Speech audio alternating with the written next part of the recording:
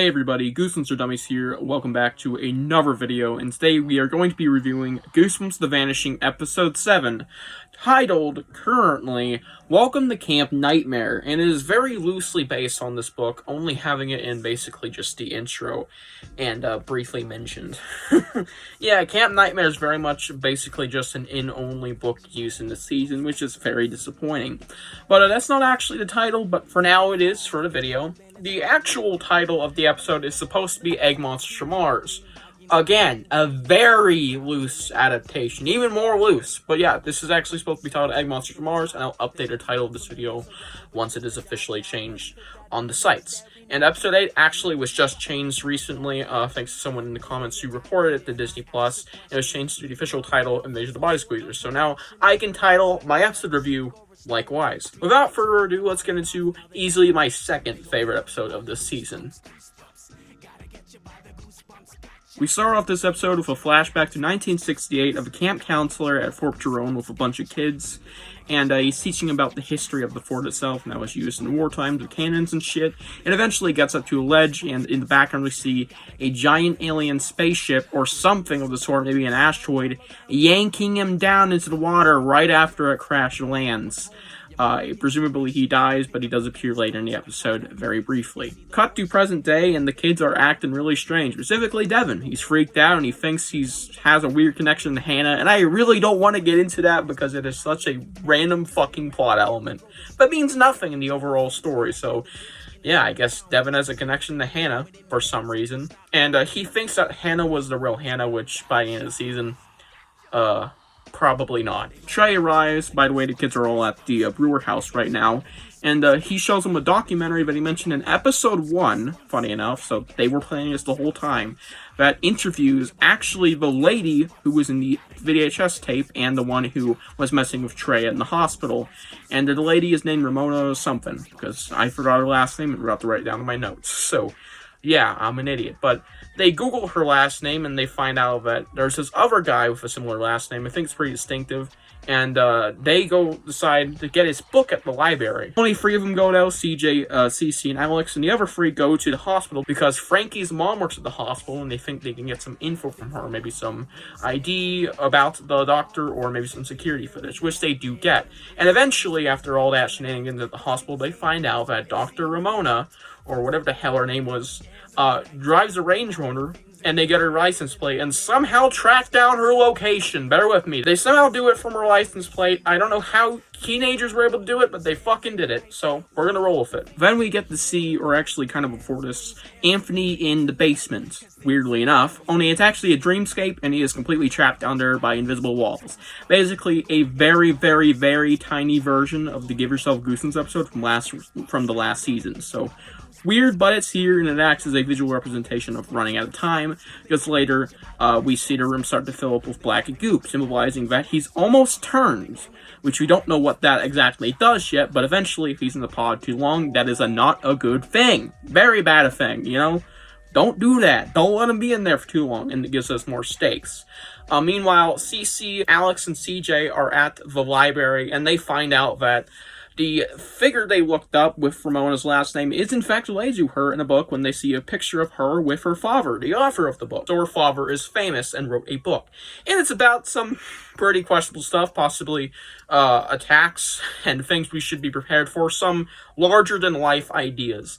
And maybe her father has something to do with all this, as they find out when they finally go to visit her location, and because somehow they track down her fucking address, and she's not home, thank the Lord. She actually just drives away, and it's a very weird place. I think it's like a garage or something. It's not even a house. It's just some place that shouldn't be a house. It's just renovated into one, and they find her diary and start reading through it. Right before that, though, we also can see a glimpse of Jen, and she realizes that Alex is actually with the group she told him not to be with because may or may not have something supernatural going on that she wants her daughter to stay away from. And guess what? She's not doing so. So Jen tracks her location using the very almost pointless plot device.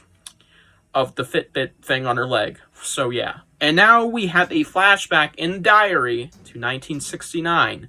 And let me tell you, this is why the episode is so good in my opinion. Sorry if I just shook the camera. We hear about the Orion Project, and we see a group of three guys. Ramona, who is very young now. Did I mention she's Hispanic? Her young form is Hispanic, but her old form looks very not, but I don't know, maybe her Hispanic aged away. But either way, her father is also there. So Ramona, young, her father, and three random dudes. They're all going down into this bunker under Fort Jerome, and you could guess that it is the bunker with all the science shit that has been abandoned for many years. Now it's not abandoned at the time of 1969, but now it is nowadays. I'm going to make this very brief because there's a lot to go over what happens down here, but basically they are trapped in there and they start running experiments on aliens. Ooh, scary! Finally, the season finally confirms what this monster is, unless you watch the trailers and it was basically pretty much obvious it was a fucking alien, and also you got to see the book titles and what books they're using, but either way, they're fucking aliens. Whoop-de-fucking-do! So, yeah, they're experimenting on this alien ship, and there's actually a pod down there with the camp counselor still alive inside it. And they're working on getting him out of that pod, which they finally correct the formula 6 months later for getting a thing out of the pod and unscathed, and unharmed, and generally just not fucking dead. They use it on a rat, and finally the rat is fucking okay. It is not dead. And it's actually pretty lively. So soon enough, they're going to get the camp counselor out. But first of all, they want to try it on the alien ship itself because that might kill it or rather stabilize, neutralize it. Because it doesn't kill it at the end of the day, as you'll see in a minute. But it does something to it. I'm not quite sure what it is. If you can explain better in the comments, I would be very grateful. But yeah, they put the serum in the ship later. And meanwhile, during all of this, there's some tension between Ramona and her father, because she believes the ship is not harmful, or at least it's not intending to be harmful, which is just fucking stupid. Sure, I get that she doesn't like killing things. I think she's one of those people where she's like against killing anything that might be cute, even though that thing looks like a monster. Without eyes, of course, but still not nonetheless a monster. And you'll see later that it's pretty fucking monstrous, but I don't know what Ramona's thinking, but she thinks it might be not harmful, but eventually, of course, now she does think nowadays that it is, or maybe her father convinced her, but either way, they eventually stabilize the ship with the serum, and shit goes very bad that night, because somehow the ship is able to unpod something on its own, and they get the camp counselor out there. They undo the serum, which is still injected into them, because apparently if you just take the needle out, it stops pumping it. Do they have like an infinite supply? It doesn't make any fucking sense, but nonetheless, shit goes haywire, and the camp counselor is saying, I'm not me. I'm not me. Something happens off screen. We won't find out till episode 8 what that might have been. And we can clearly see that this was not good because alarms are going off and Ramona and her father have to kill one of their teammates, their crewmates, not Among Us. And the alien ship, when they leave their sleeping pod area, they see that it's attacking one of their other crewmates, and they have to desperately escape in their hazmat suits, because they've been in hazmat suits the whole time. I think I forgot to mention that. And eventually, something bad happens to Ramona's father, involving his visor maybe cracking, and he has to sacrifice himself and close the thing quickly so things won't get out. You know, nothing gets out from the bunker, even a slight bit of spore in his mask. So yeah, pretty dark backstory, and then there's also a letter to Ramona that is given to her after her death. Apparently he told her, I guess, or something, and basically tells her to keep that fucker trapped, and for good reason, of course.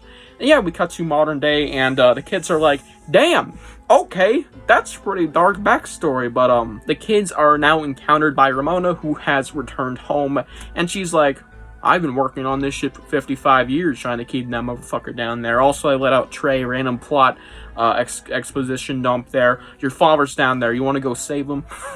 and the episode ends. So they're going to go save their father in episode 8 and possibly put an end to this alien nonsense once and for all. Ooh, scary. Oh my god. Aliens.